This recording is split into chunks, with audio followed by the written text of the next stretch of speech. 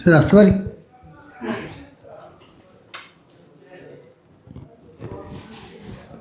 বসুন। হ্যাঁ, ধন্যবাদ স্যার। আপনার নাম? আমার নাম কুণাল মজুমদার। আচ্ছা, নিজের সম্পর্কে কিছু বলুন। আমার নাম কুণাল মজুমদার, বাবার নাম মানিক মজুমদার। আমি বাঁকুড়া জেলার ওঁদা থানার অন্তর্গত ওঁদা গ্রামের বাসিন্দা। আচ্ছা, ওঁদা থানার অন্তর্গত ওঁদার বাসিন্দা। বাঁকুড়া জেলাতে মোট কয়টি ব্লক আছে? বাঁকুড়া জেলাতে 22টি ব্লক আছে, আর কতগুলি থানা আছে? 23টি থানা আছে। আচ্ছা, সবথেকে বড় থানার নাম? আমার মনে হয় এই মুহূর্তে ওঁদা থানায় সবথেকে বড় থানা। আপনার মনে হয় না, আপনি জানেন? জানি না, এই মুহূর্তে ঠিক মনে হয় আচ্ছা, তাহলে আপনি ধারণা করে নিয়েছেন। ধারণা। আচ্ছা, ধারণাটা কি পুলিশের চাকরিতে হবে, লাগবে? সেরকম বলতে চাইনি। আচ্ছা, আপনার মধ্যে কি কি এমন সক্ষমতা আছে বা গুণ আছে যার জন্য আমরা আপনাকে পুলিশের চাকরিতে আমরা নিয়োগ করব? কারণ আমার মধ্যে মনে হয় পুলিশের চাকরিতে বড় কথা যেটা, সেটা হচ্ছে দায়িত্বশীল, সাহসী মনোভাব এবং দক্ষতা। এই তিনটে জিনিসের দরকার, আর আমার মধ্যে এই তিনটে জিনিসই আমার মনে হয় আছে। যে কারণে আপনারা কিভাবে বুঝবো আমরা আছে? আমরা তো আমরা আগে চিনি না। আপনি বলুন, আপনার এমন কোনো বীরত্বের কাহিনী যেটা আমরা বুঝবো যে আপনার সাহসিকতা আছে বা দায়বদ্ধতা আছে, বা যেগুলো বললেন। আমি ছোটোর থেকেই সমাজসেবার সাথে জড়িত। আচ্ছা, আমি মানুষের বিপদে এমনিতেই ছুটে যাই। আমাদের ওঁদাতে যে যুব সমাজ বলে একটি অফিস আছে, সেখানে আমি জড়িত ওতপ্রোতভাবে। আচ্ছা, সেখানে যে কোনো মুমূর্ষু রোগীর যদি রক্তের দরকার হয়, সেখানে আমাকে পাবে। মানুষ ডাকলেই আমি যাই। আচ্ছা। কোনো মানুষ ধরুন হাসপাতালে ভর্তি করতে হবে তাদের রাত্রে ভিতে, সেখানেও আমি ছুটে যাই। একটু থামাই। এরপর তুমি যদি পুলিশের চাকরি পাবে, সেই মুমূর্ষ রোগীটা তো আর বাঁচবে না তুমি যদি চলে যাও। আর সেখানে আমি সরকারিভাবে পুলিশের যে দায়বদ্ধতা, কিন্তু তোমার ওইখানে মুমূর্ষ রোগীটা কিভাবে বাঁচাবে? তখন তো তুমি ডিউটিতে থাকবে না। আমাকে স্যার, আমি যখন বেকার থাকবো তখন আমার এইসব কাজগুলো মানাবে, কিন্তু যখন আমি চাকরি পেয়ে যাব তখন আমাকে সরকারিভাবে আমি সেখানে দায়বদ্ধ হয়ে যাব। আচ্ছা, তখন মুমূর্ষ রোগী মারা গেল সেখানে যেখানে আমি ডিউটিতে থাকবো সেখানে সেই অবস্থাতে সেই তোমার এলাকার জন্য স্যার যুব সমাজ থাকবে, আমার বন্ধু বান্ধবরা থাকবে। আচ্ছা, তুমি কিভাবে তাদেরকে সহযোগিতা করতে চাও চাকরি পাওয়ার পর? চাকরি পাওয়ার পর আমার দিক থেকে যতটুকু সম্ভব হবে, ফ্যামিলিকে দেখার পর আমি ততটুকুই সাহায্য করবো স্যার। আচ্ছা, তুমি বললে যে দায়িত্ববোধ, আমাদের পুলিশের চাকরিতে দায়িত্ববোধ এবং সহনশীলতাটা কি খুবই দরকার? আমার মনে হয় দরকার আছে। কীরকম? কারণ পুলিশ হচ্ছে মানুষের আইনের রক্ষক। আমাদের ধারে পাশে যারা রয়েছেন সমাজের, ছোটোখাটোর থেকে বড় সবাইকে দেখাশোনার দায়িত্ব পুলিশের, রাত্রেবেলায় পাহারা দেওয়ার দায়িত্ব পুলিশের। তাই দায়িত্ববোধটা পুলিশের থাকা অবশ্যই দরকার। আর সব ক্ষেত্রে খুব ভালো ভূমিকা পালন করে। অবশ্যই ভালো ভূমিকা পালন করেন। আজ পর্যন্ত এমন কোনো ঘটনা আছে যেখানে পুলিশ ভালো ভূমিকা পালন করেনি আপনার জানা? না, আমার জানা সেরকম এতদিন গোটা দেশে পশ্চিমবঙ্গে এমন কোনো ভূমিকা নেই যেটাতে আপনি বলছেন যে পুলিশের ভূমিকা নিয়ে ডাউট করা যায়? না, আমার মনে হয় না। আপনার পেপার পড়েন? হ্যাঁ, পেপার পড়েন? হ্যাঁ, পেপার পড়ি। কি পেপার পড়েন? আনন্দবাজার পড়ি। সেখানে কোনো কিছু লেখা থাকে না এরকম যে পুলিশের ভূমিকা খারাপ বা ভালো? পুলিশের ভূমিকা খারাপ বলতে এখানে আপনার পুলিশ কিন্তু নিজের দায়িত্বে অটল থাকে। আচ্ছা, এবার ধরুন মিডিয়া চ্যানেলগুলো ভুলভাল প্রচারের জন্য পুলিশের একটা বদনাম হয়ে যায়। আচ্ছা, আচ্ছা, ঠিক। তাহলে আপনার কি মনে হয় যে পুলিশের কি কি গুণ থাকা দরকার যার জন্য একটা আদর্শ পুলিশ বলে বিবেচিত হবে? প্রথমেই বললাম যে দায়িত্বশীলতা থাকতে হবে, সহানুভূতি থাকতে হবে, এগুলোই থাকতে হবে। সহানুভূতি যদি খুব বেশি বেড়ে যায় সেটাতে কি পুলিশের কাম্য? নিজের মধ্যে রাখতে হবে, সেটা মানুষকে প্রকাশ করা চলবে না। যে সহানুভূতি মানুষ যাতে না বুঝতে পারে, নিজের মধ্যে সহানুভূতি 100-এ 100 রাখতে হবে। আপনাকে একটা টোলে ডিউটি দেওয়া হলো উইথ ইয়োর সুপিরিয়র্স। আপনার যে সুপিরিয়র আছে তাদের সাথে, সুপিরিয়র বললো যা ওই জায়গা থেকে এই চালকটার কাছ থেকে টাকা নেই, আপনি কি নিতে যাবেন? আমি কখনোই যাব না। সুপিরিয়র কথা মানবেন না? সুপিরিয়রকে অবশ্যই জানাবো, বোঝাবো যে স্যার এটা আইন বিরোধী কাজ হচ্ছে। আচ্ছা, সুপিরিয়র তা সত্ত্বেও যদি আমাকে জোর করে, আমি তার যে ঊর্ধ্বতন কর্তৃপক্ষ আছে তেনাকে আমি জানাতে বাধ্য হব। যদি ওসি আপনাকে বলে? সেটাও আমি সম্মানের সহিত জানাবো, যেহেতু উনি আমার ঊর্ধ্বতন কর্তৃপক্ষ। আচ্ছা, তোমার ঊর্ধ্বতন কর্তৃপক্ষ কে? ওসি ঊর্ধ্বতন কর্তৃপক্ষ যিনি আছেন তিনি হচ্ছেন আমাদের সার্কেল ইন্সপেক্টর যিনি আছেন, সিআই স্যার। আচ্ছা, আচ্ছা, বাঁকুড়া জেলার সর্বোচ্চ পদে কে থাকে পুলিশের? DSP, SP sir. এসপির ফুল অর্থ কি? সুপারিনটেন্ডেন্ট অফ পুলিশ, বাংলাতে তাকে কি বলে? জেলা পুলিশ শাসক। আচ্ছা, বর্তমানে যিনি পুলিশ সুপার তার নাম কি? এই মুহূর্তে স্যার মনে পড়ছে না। আচ্ছা, তুমি সেবামূলক কথা বলছো, পুলিশের এরকম দুটো সেবামূলক কাজ তুমি বলতে পারবে? অবশ্যই পারবো স্যার। কি? রক্তদান শিবির, রক্তদান শিবির ক্যাম্প করেছে পুলিশ অনেকবারই, এবং মূর্ছ রোগীর পাশেও দাঁড়িয়েছে অনেক। আপনি রক্ত দিয়েছেন একবারও? হ্যাঁ, অনেকবার দিয়েছে। বছরে কবার দেওয়া যায় রক্ত নর্মাল মানুষের? নর্মাল সে দুবার দেওয়া যায়। দুবারের বেশি দেওয়া যায় না? আচ্ছা, দেওয়া যায়, কিন্তু দুবার দেওয়াটাই বেটার। দুবার দেওয়াটাই বেটার। রক্তকণিকা কতদিন বাঁচে? 120 দিন। কোন রক্তকণিকা? রেড লোহিত রক্তকণিকা। আর শ্বেত রক্তকণিকা? শ্বেত রক্তকণিকা স্যার মনে পড়ছে না এই মুহূর্তে। আচ্ছা।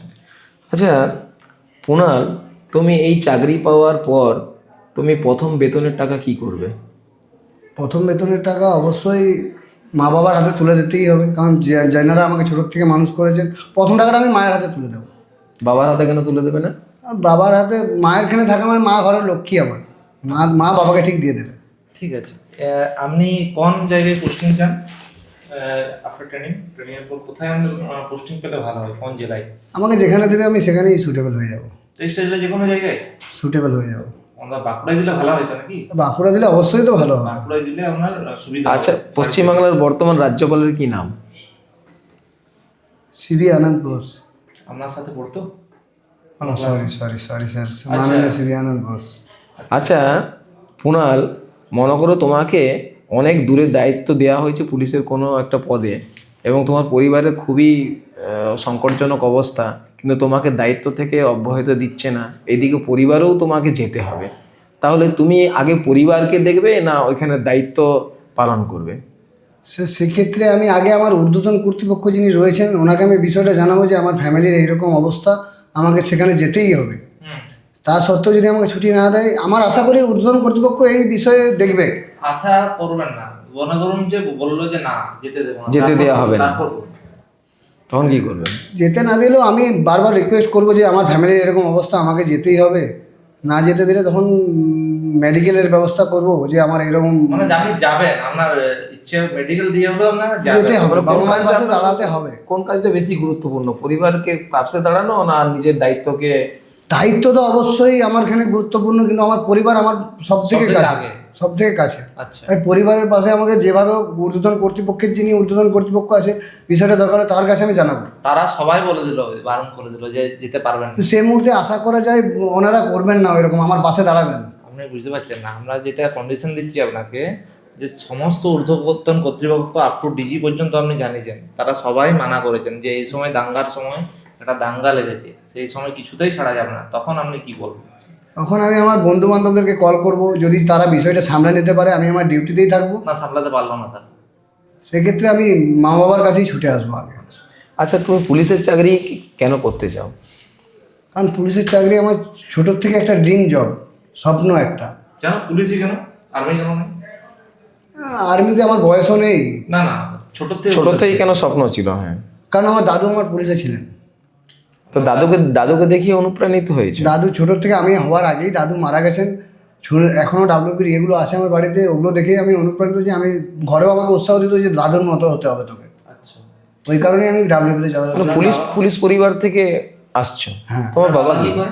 আমার বাবা কিচ্ছু করেন না এখন এই মুহূর্তে। তাহলে কিভাবে আপনাদের জীবিকা অর্জন হয়? জীবিকা অর্জন বলতে আমি ক্যাটারিং করি, মা একটা হোস্টেলে রান্নার কাজ করে। কোথায়, কোন হোস্টেলে? এবং ওদাতে একটা হোস্টেল আছে, সেই হোস্টেলে রান্নার কাজ করে। আচ্ছা, ওনার একটা বিখ্যাত জায়গার নাম বলতে পারবেন?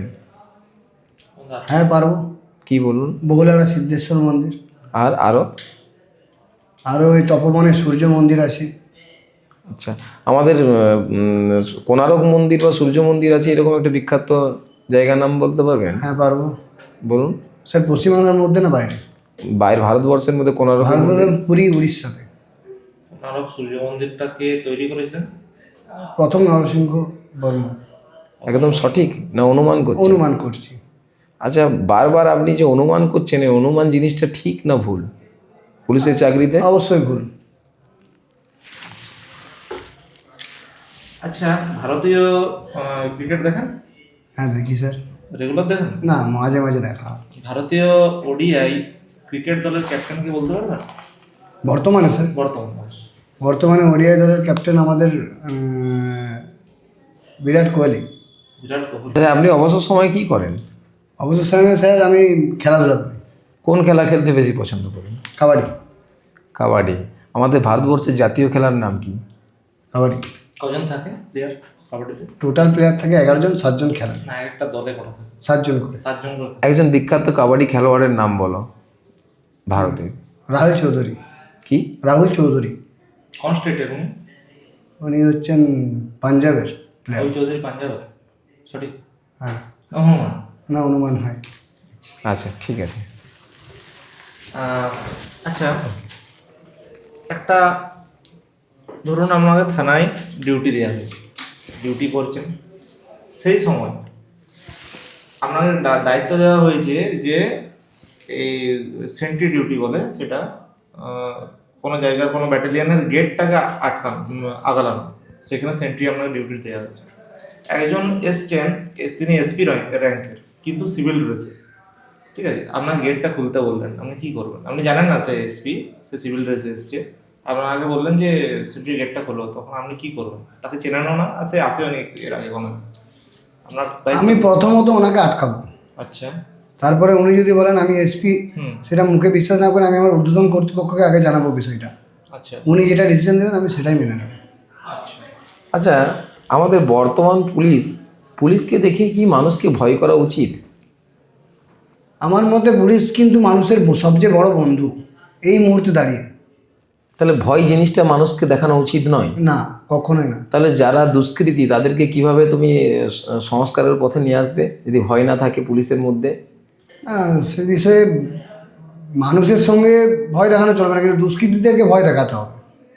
আপনি একটু আগে বললেন যে পুরো সমাজের কথা, সমাজের ক্ষেত্রে পুলিশ কিন্তু মানুষের বন্ধু, কিন্তু দুষ্কৃতীদের ক্ষেত্রে বন্ধুত্ব দেখালে চলবে না।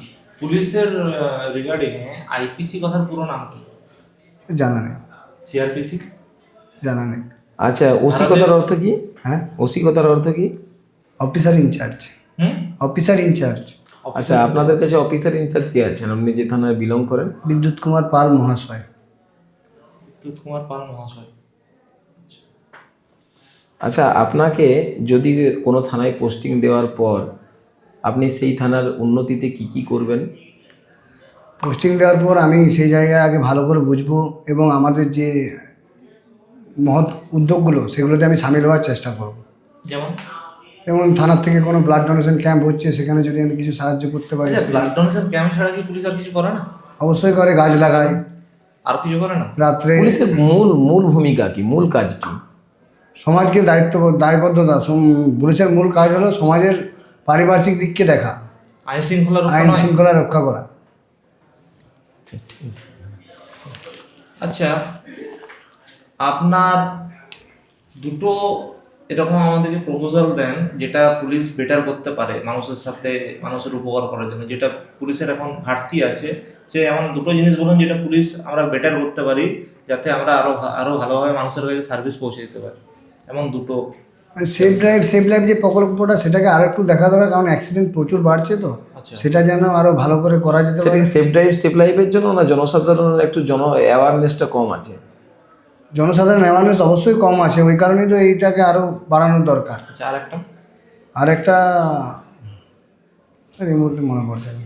আচ্ছা, ঠিক আছে, ঠিক আছে। ধন্যবাদ স্যার।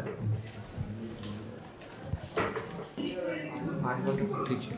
আমি কি ভিতরে আসতে পারি? আসুন।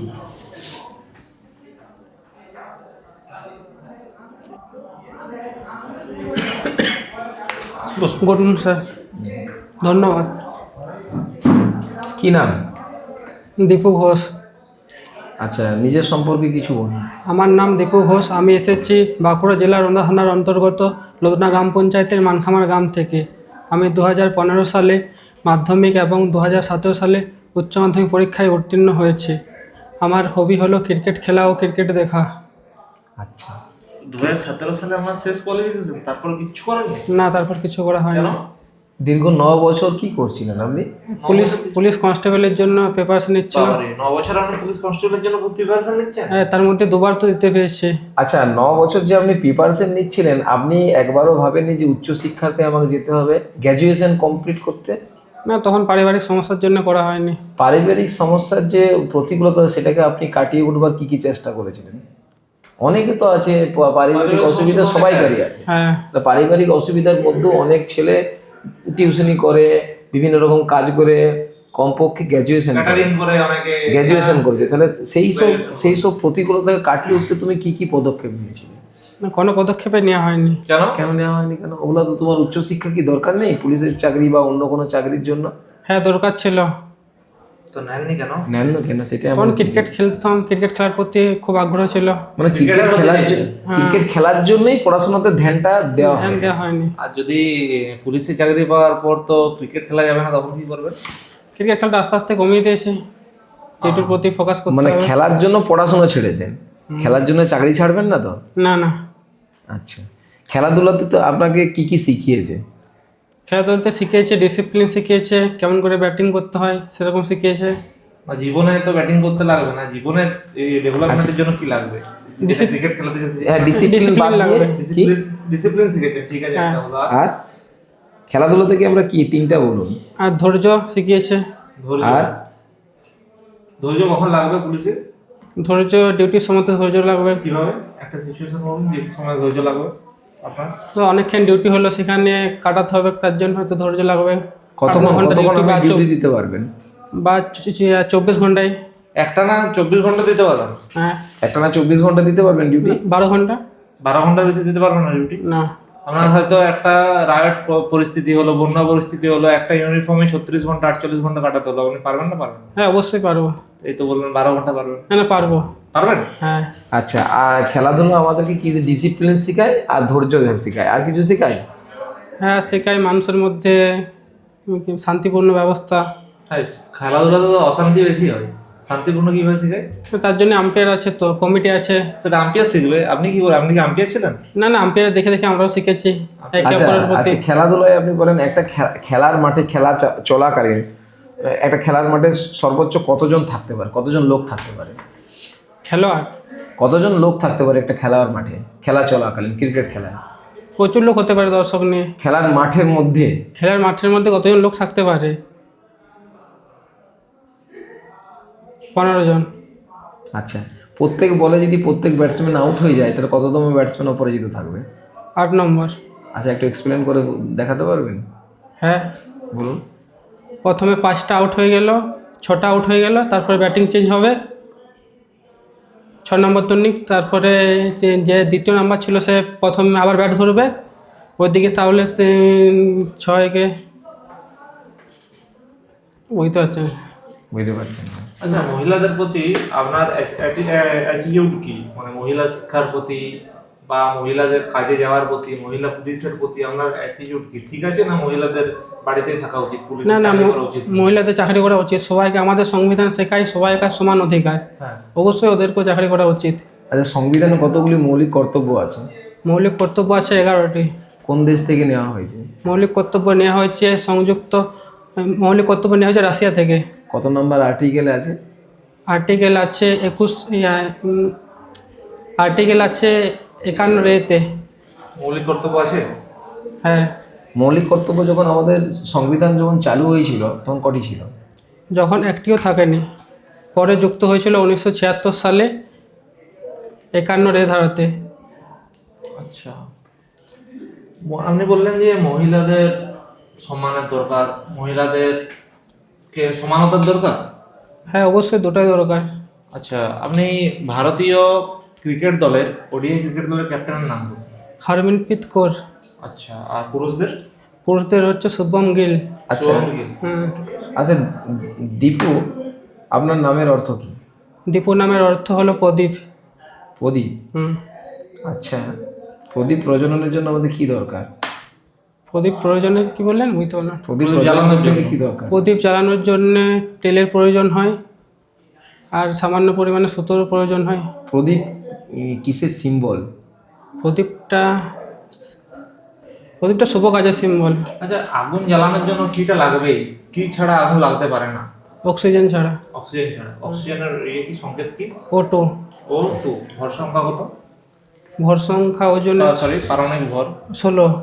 16। হ্যাঁ, অণু, অক্সিজেন অণুর। ঠিক আছে, সরাসরি মনে পড়ে যায়। ঠিক আছে, আসো। বাহ। ঠিক আছে। ধন্যবাদ।